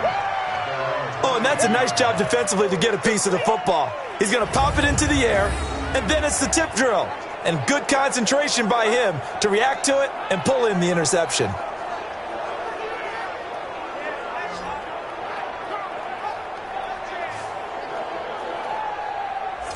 And now Indianapolis set to take the field. These guys had to punt their last possession, and that's become too familiar of a refrain. Too many of these drives just wound up going nowhere. But you know how in baseball, when the pitcher gets a base hit and he's on base, they bring his jacket out to him to keep him warm? A lot of times the punter goes to the sideline, puts on sweatpants or a wrap over his leg to keep it warm. He might need a massage from the trainer right now from all the work he's getting.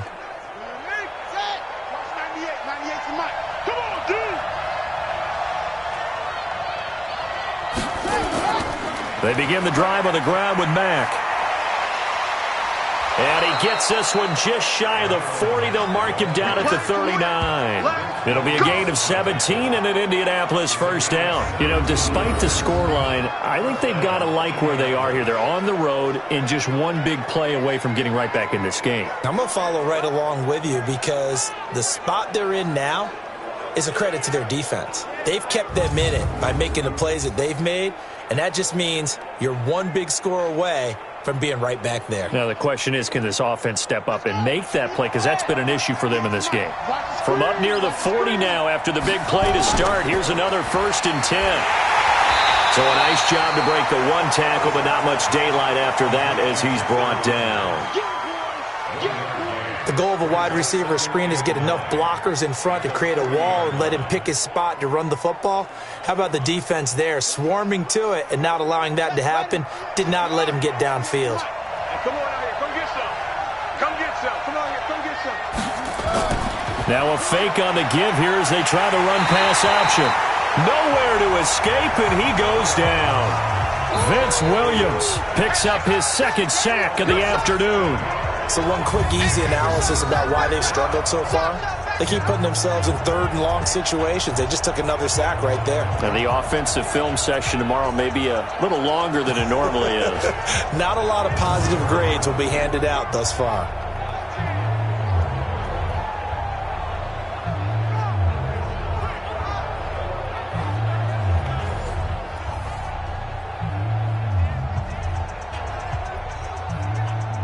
These guys have punted 4 times already, and they're staring at a 5th, barring a conversion here on third down. Brissett. Middle of the field to the tight end, Doyle. And he gets this only to the 44-yard line. Not near enough to keep the drive alive. He wasn't the primary target, but I think it was almost like a check-down situation, wasn't it? Yeah, hoping he can break some tackles, a big tight end, but he couldn't do it. Yeah, get it to that big frame and hope he can scatter some bodies, unable to get it done.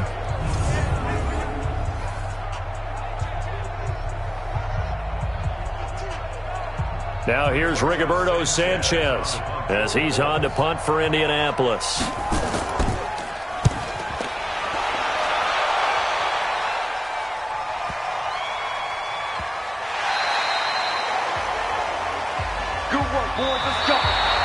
Before they can get the punt away, whistles as we've come to the end of the third quarter of action. And that'll do it for the end of the second quarter.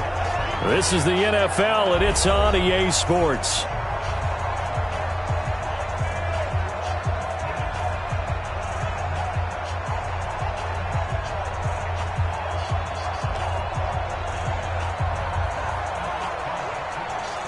The Steeler offense here about ready for their next drive. And following the interception, just any interception, are you a little bit more cautious when you start that next drive, or no, you just throw that out the window? I think you are. I don't think that there's any way you can run back out there and go, totally didn't affect me. Let's just go ahead and be loose with the football again. You're going to take care of it, but you have to be careful about being too cautious because now you can't run any offense at all. Still want to attack. We'll see how they attack them here. Now 2nd and 7 from the 23. Get wide. Ready. Here's Rudolph. Washington's got it. And he's able to get out to the 32, brought down there.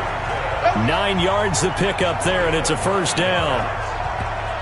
Another nice pickup through the air, and I think a lot of people might expect them to run the ball in this situation, Brandon, but with this lead, they're electing to throw the football. Swings, slants, quick outs, things that they consider safe.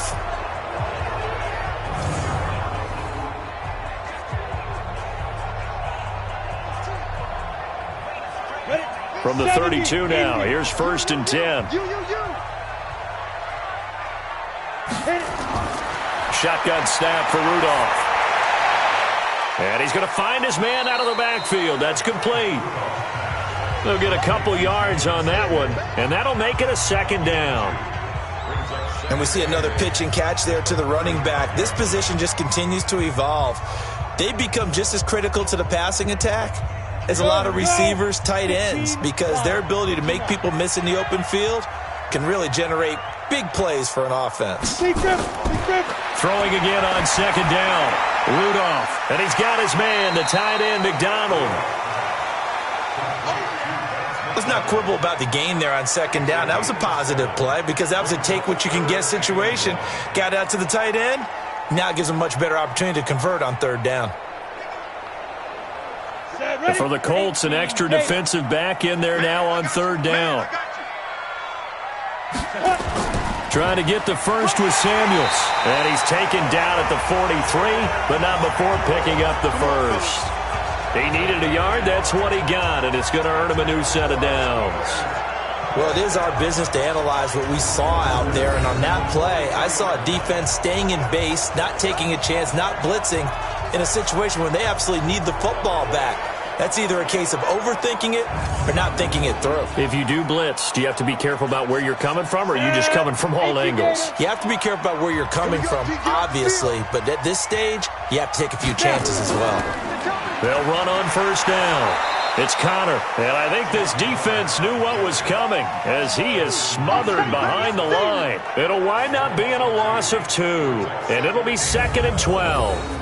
Run blitz there defensively, something we might see more of here in the fourth quarter. I think we'll see a lot of it, and the difference between that and a pass blitz, you're just trying to get to the quarterback. You're trying to scheme someone open who will get to the QB and make sure he gets on the ground. In a run blitz, you're actually trying to cover up gaps, trying to cover up holes so they can't run the football. If nothing else, they've already taken a couple minutes off the clock here already as they come up 2nd down. They stay on the ground. Here's Connor again. And he's going to have to protect the football and take his lumps here at this stage of the game as they stop him behind the line. He'll wind up losing a yard on the play, and that'll make it 3rd and 13. And this is why the head coach gets paid the big bucks. Look at where they are in this situation, partner. Do you throw the ball here in a long-distance situation? Do you run it again and trust your defense and make sure you take care of the ball and punt it away? What kind of options do you have here, and what do you trust more on your team? Yeah, they may have just pushed him back into that throwing situation. We'll see. 3rd and long. It's Rudolph. Open man, Smith-Schuster. It's complete. And they'll get him to the ground. He has another first down at the Colts 40. He's been the go-to guy. They needed a big play there on 3rd down. Went his way. It worked out. Doesn't matter whether they've scouted it or that they think he's going to get the ball. He has a knack for finding his way open and completing the connection.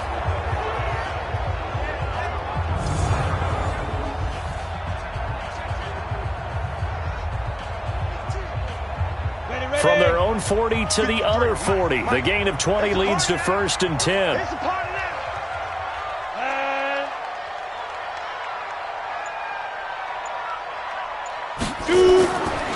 On the counter, it's Connor.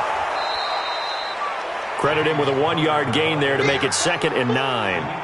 Offensively with the lead, you want to run the ball, keep the clock going, but you also want to still kind of be in attack mode too, right? So how do you do that and not come back on your heels? Yeah, think about all the practices we've watched where they have that tempo period to go over things just like this, where they describe the scenario, tell you what they're looking for, and make sure that they're still attacking, yet at the same time not going so fast as to leave too much time on the clock. It was Justin Houston who got him down. Now, obviously, that's some good work there defensively, being able to stop them and bringing up a key 3rd down. But if you're on the offensive side of the ball, there's an opportunity, because I know what defensive guys are thinking right now. Just stop them, get to the ball. That means they might not be sound defensively. There could be some opportunities. And you said key 3rd down. Highlight that word. Put it in bold. Oh, no, he lost the football. And the Colts pick it up.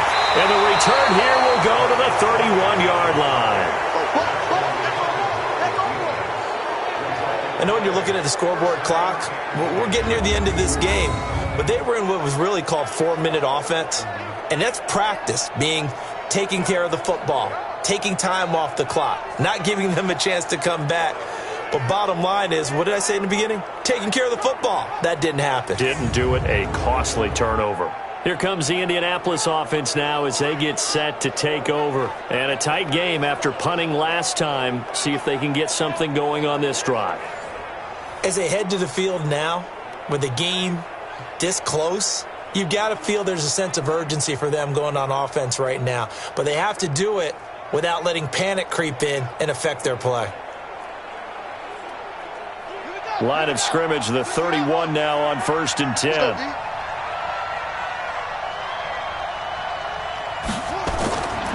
From the shotgun, it's Brissett. That's complete to Hines out of the backfield. It's a 4-yard pickup, and it'll be a 2nd down.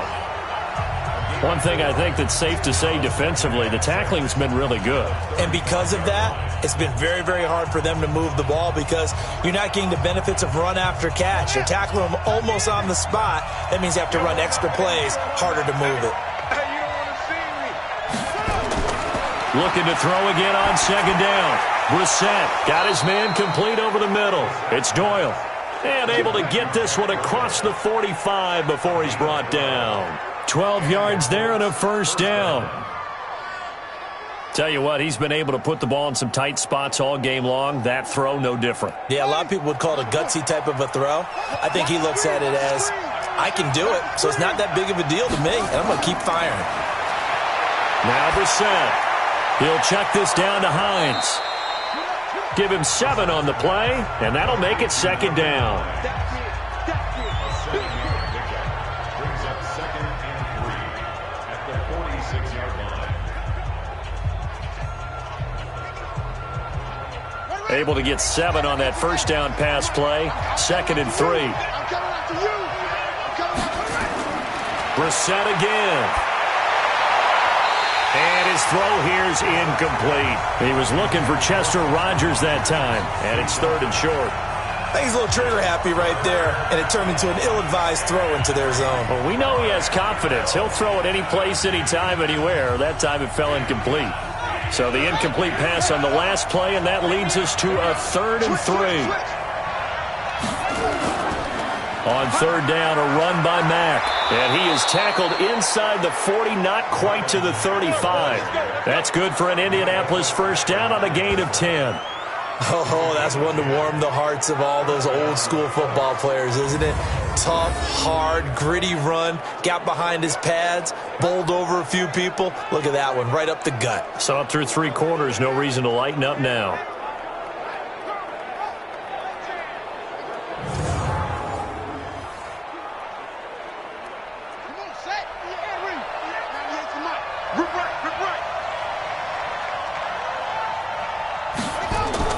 Brissett on first down.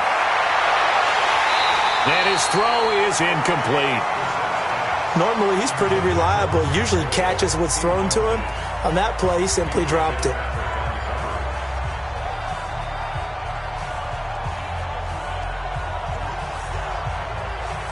They'll try again from the 36 on 2nd and 10. Let's go, Heavy. Tell me what you got. What you got, Heavy? What you got, Heavy? Give me some. Give me some. To throw is Brissett. And that'll be incomplete. Took a pretty good shot as he tried to pull that one in. Couldn't hang on 3rd down. We have not seen a whole lot of wide-open receivers. Everything seemingly has been contested. And that's another nice job there to force an incompletion. They've been very cohesive, knowing each other's moves all game long, and they've been on the spot just about every time. And they've held them in check on the scoreboard. And now the 3rd down throw incomplete as well. This defense was definitely alert to the possibility of the deep ball, and they were more than ready for it. They've got the lead, 4th quarter. Maybe can expect more passes like that downfield. So on 4th down, out trots the kicker in a big spot here. And quite a bit of pizza in this box. It's a 53-yard attempt. And no, it doesn't get there. Hits the crossbar, bounces back out. He had it on line, but it comes up about a rotation short. He had it on line, gave it a pretty good ride too, but in the end, he's a victim of the crossbar. And Brandon, you know kickers very well. I'll bet if we ask him after the game, he'll say he didn't get all of it. We've seen him hit from deeper than this in warm-ups, but here, he's a foot or so from clearing that bar.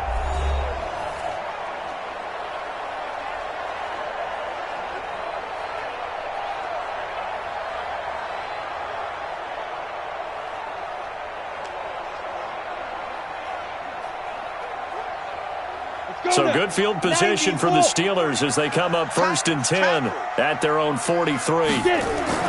Out of the gun, Rudolph. And yes, complete to the tight end, McDonald. Now he's going to get this all the way down inside the 35. That one goes for 24 yards. Well, how about this aggressive approach? Got the lead, 4th quarter, continuing to throw the football. Are you thinking about Super Bowl 51? Atlanta had the lead against New England, and they ended up giving it up? I was going to say, don't say it, but you did say it. I did, didn't I? Yeah, anybody watching in Atlanta, our apologies.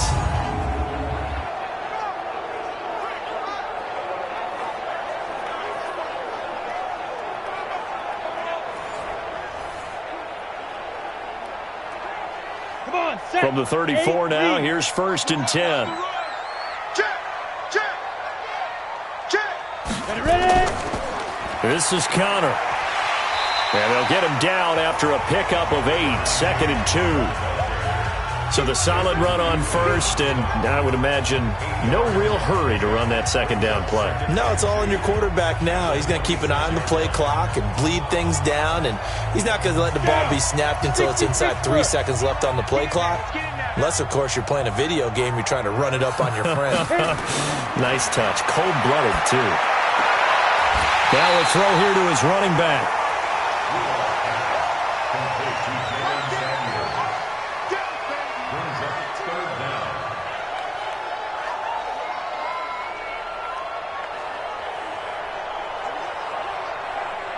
Set up. 50, plant. Double dog, that's the way. Be dribble. On 3rd down, it's Connor. And he's going to get the 1st down as they bring him down at the 23. Let's go, baby. Officially a gain of just a yard there, but they do convert on 3rd and inches. We all love to have a home run hitter in the backfield. Guy can take it the distance. But in short yardage, trying to pick up 1st downs, that big guy, always a nice luxury to have, isn't he?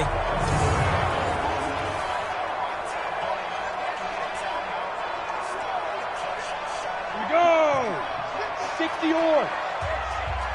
Strong right. Here comes a 1st down throw from Rudolph. That went into the hands of his tailback, Samuels. He is taken down at the 21 after a short gain of 2. So many times you hear today's NFL described as a space game.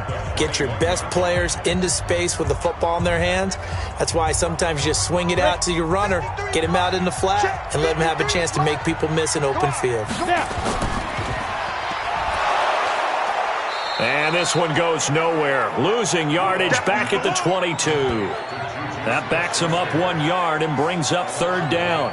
Well, I know it goes against the instincts of the person catching the ball because all you're ever taught is catch the football, don't drop it. But drop it there. Yeah, in that situation, dropping it would have been better. End up losing yardage, even though they completed the pass. As good as a sack. Yeah, how about that? Although they won't get the same credit for it, and it won't help them at contract time.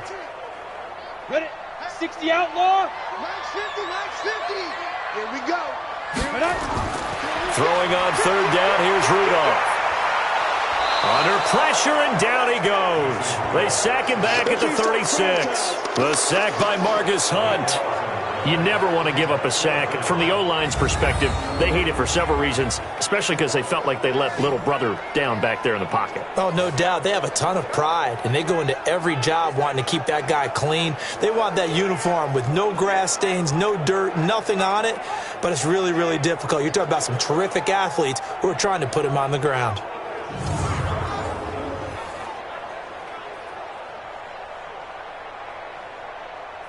So on 4th down, out trots the kicker in a big spot here. This to make it a 2-score game. And I don't think this has the carry. It does not. It's no good. And this score will stay right where it is. That one hurts a bit. That was a golden opportunity to possibly put this one on ice, but he comes up empty. And how big of a miss might that turn out to be? Stay tuned. There's still time left on the clock. This could be critical. Still a 1-score game. Had he hit that, it would have been 2 scores. Now the Colts offense gets ready to head back on the field. And they had compiled a pretty long drive last time. Unfortunately, though, it ended with no points after the missed field goal. And that can hurt the psyche of a team because as they drove downfield, you know you're never supposed to count points in your mind until they go up on the board. But let's face it, we've been there. We've seen teams before. They were counting on those points. They didn't get them. Can they come back now, start over again, and grind it out? A 1st down throw for Brissett. He'll find Hines out of the backfield. Give him 9 on the play, and that'll make it 2nd and short. And at his size, he's a smaller back. You can get him to football. He can kind of get lost, make someone miss. It's good for him. Yeah, it's great for him. I like what you said there. Sometimes he gets lost in the traffic a little bit, but get him out in the open field into some space. That plays to his strengths the best and keeps him out of it where all the big boys are. You know, make him make someone miss in the open field. A second down pass play there, but it's incomplete. Just a little beyond the reach there of his receiver. That's probably one he wishes he had back.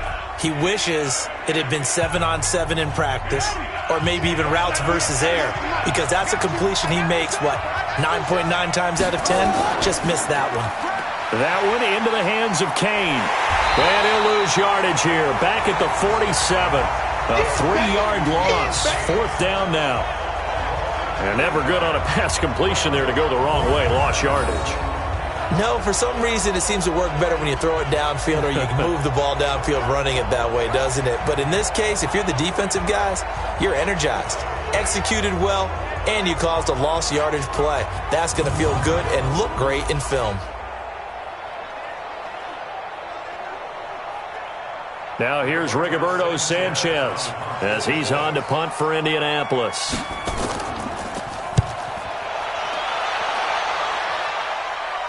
That one sails out of bounds. The side judge will walk it off. And he says it went out of bounds at the 9-yard line. Nice punt. The field position game, such an overlooked facet, Charles, of an NFL game. But this offense, they're going to be pinned back. What an ideal punt. An ideal punt, and it leads to that term complementary football.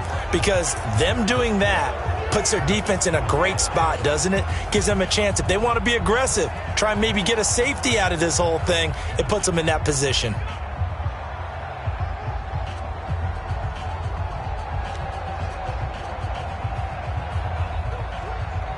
Got it. Mike 50. I got it. Let's go. On first down, Rudolph. Got an open man. It's Washington. And he takes this just about a yard shy of the 20. A gain of 10. Good for a Steeler first down. Fourth quarter, down to the final 2 minutes. And we've got a one-score game.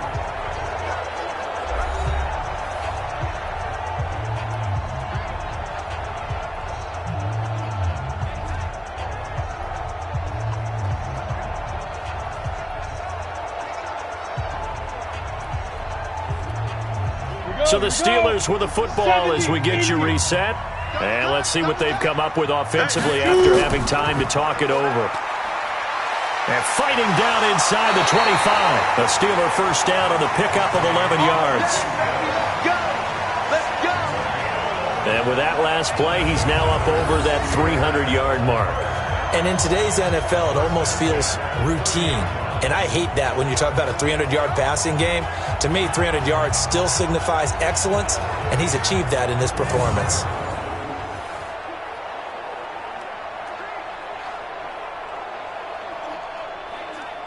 And not totally home free yet, but it's looking good as they come up 1st and 10. Here's counter. And he gets this to the 35. Good for a gain of 5. And now with 1:52 to go, we get another pause in the action. A timeout here defensively.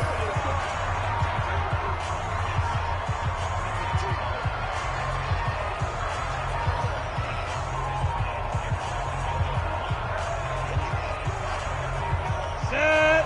18, Gator. Heavy on the edges. Again, a run with counter. Now the Colts going to burn the second of their timeouts. And they'll be disappointed to have to burn one there after giving up the first down.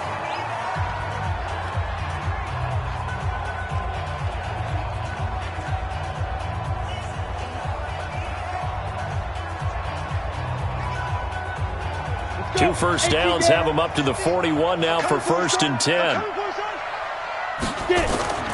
On the run is counter. Now the Colts will use their 3rd and final timeout as they'll talk things over prior to this upcoming 2nd down play.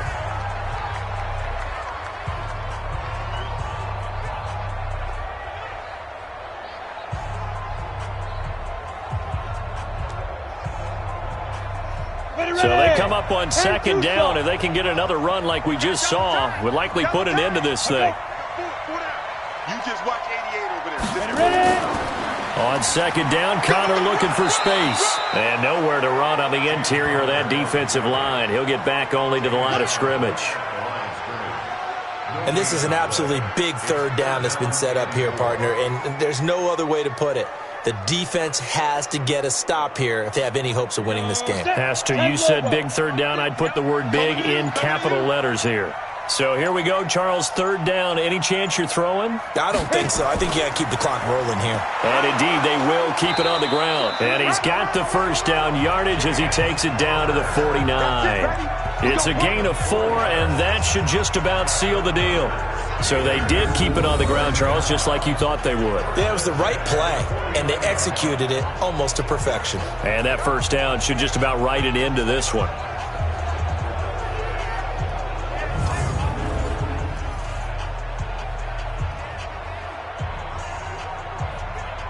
All runs on this drive so far. It's 1st and 10.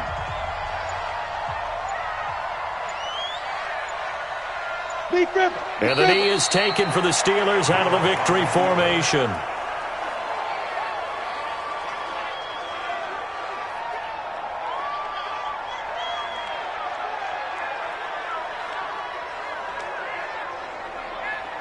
Come on, set. 94. So this one in the win column for the Pittsburgh Steelers. And they were really helped by their defense, forcing 3 turnovers. I think what we saw in this one, today's defense. And what I mean by that is in the old days, pitching shutouts was big time. That was paramount. But the big thing was holding people down, holding down their yardage, right? Don't let them throw the ball through the air and gain a lot of... But now, it's about taking the ball away. Taking away possessions, getting the ball back for their offense. They had 3 takeaways in this one, and it led them to victory.